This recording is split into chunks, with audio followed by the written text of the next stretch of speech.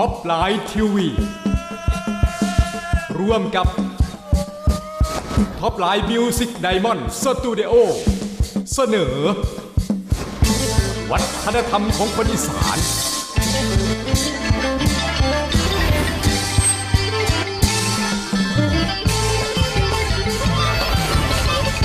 ข้าวสารบทเพลงอันทรงคุณค่า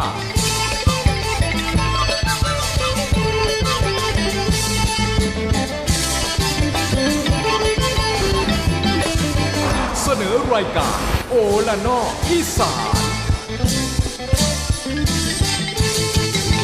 นี่แล้วพญาเพิ่นว่ากากินปิ่งไปฆ่าข้อแห้งเหือฆ่าแกงไปหล่มเครื่องวังพี่น้องเอ้ยสวัสดีครับต้อนรับคุณผู้ชมเข้าสู่รายการโอละนออีสานมากกันแล้วนะครับนำความมวลซื่นมาฝากมาตอนให้พ่อลูกแม่ป้าอ่าวอานาเบ้าได้เบิ่งกันเป็นประจำพี่น้องที่อยู่หน้าจอในขณะนี้ผมบ่าวอื่นชวิศักดิ์จันเต็มไทยพระเดชเขตจังหวัดอุบลราชธานีลูกไส้กกแมนเจลี่ปากประแดกมาเฮ็ดหน้าที่อยู่ตรงนี้เหมือนเดิมอังคารและก็วันพฤหัสบดีเฮาพอกัน9:25 นาทีฮอด 10 โมง 5 นาทีนะครับเพลงหลักก่อนล่ำเตรียมจัดสรรให้จากท็อปไลน์จัดมาให้นะครับพญาแรบเริ่มในรายการเพิ่นว่าจังซี่นะครับความหมายก็คือ1เฮาบ่ได้เฮ็ดผิดแต่ว่าเฮาอยู่ในทีมงานเดียวกันหมู่เฮาเฮ็ดผิดนะครับต้องรับโทษรับผิดชอบนำกันก็ยังว่าเป็นสั้นนะครับเอ้าช่วงนี้เปิดประตูสู่อีสานพาพี่น้องไปที่จังหวัดอุบลราชธานีไปมองไหนบ่ตินะครับน้ำตกห้วยหลวงจังหวัดอุบลราชธานีสิสวยงามขนาดใดเป็นตะไปเที่ยวขนาดใดนะครับไปติดตามเรื่องเล่าจากสถานที่ท่องเที่ยวที่เฮาเปิดประตูสู่อีสานพร้อมๆกันครับโอละนออีสาน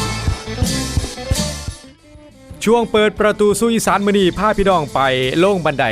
300คันสัมผัสธรรมชาติที่น้ำตกห้วยหลวงจังหวัดอุบลราชธานีเด้อครับน้ำตกห้วยหลวงตั้งอยู่ในอุทยานแห่งชาติผู้จองหน้าย่อยในเทือกเขาพนมดงรักตำบลนาจรวยอำเภอนาจรวยจังหวัดอุบลราชธานีเป็นอีกหนึ่งสถานที่ท่องเที่ยวทั้งธรรมชาติที่ต้องห้ามพลาดเลยทีเดียวนะครับเมื่อไปเยือนอีสานใต้จังหวัดอุบลราชธานีน้ำตกห้วยหลวงหรืออีกชื่อที่คนท้องถิ่นเอิ่นกันว่าน้ำตกบักเตลนั่นเองเป็นแหล่งต้นน้ำลำธารที่สำคัญมีความอุดมสมบูรณ์ของระบบนิเวศน้ำตกห้วยหลวงอยู่ห่างจากที่ทำการอุทยานแห่งชาติผู้จองหน้าย่อยนะครับประมาณ3 กิโลเมตรสามารถขับรถเข้ามาจอดได้ที่บริเวณหน้าศูนย์บริการนักท่องเที่ยวระวังทางก่อนที่เฮ้าสิลงไปนั่นมีป้ายบอกขอปฏิบัติในการท่องเที่ยวนำตกห้วยหลวงไว้อย่างชัดเจนป้ายมีลูกศรซี่บอกทางไปจุดชมวิวกับทางลงน้ำตกสำหรับการที่สิไปสัมผัสหรือลงไปเล่นน้ำตกนั้นที่ต้องย่างโดยลงบันได300คันบรรยากาศระหว่างกำลังย่างไปนั่นน้ำตกห้วยหลวงได้อารมณ์คือกันกับการย่างอยู่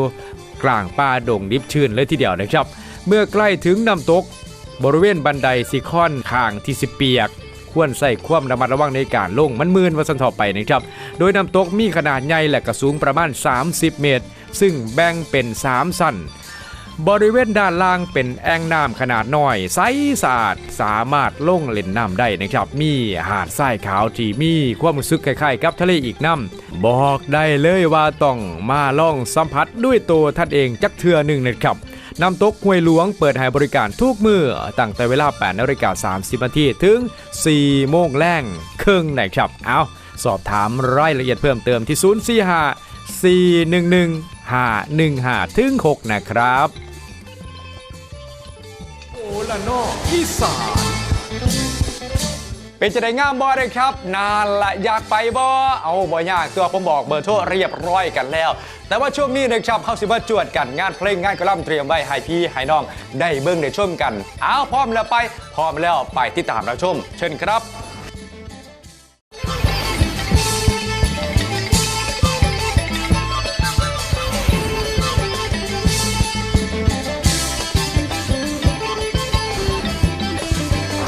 โอละนออีสานช่วงเว้าได้เว้าดี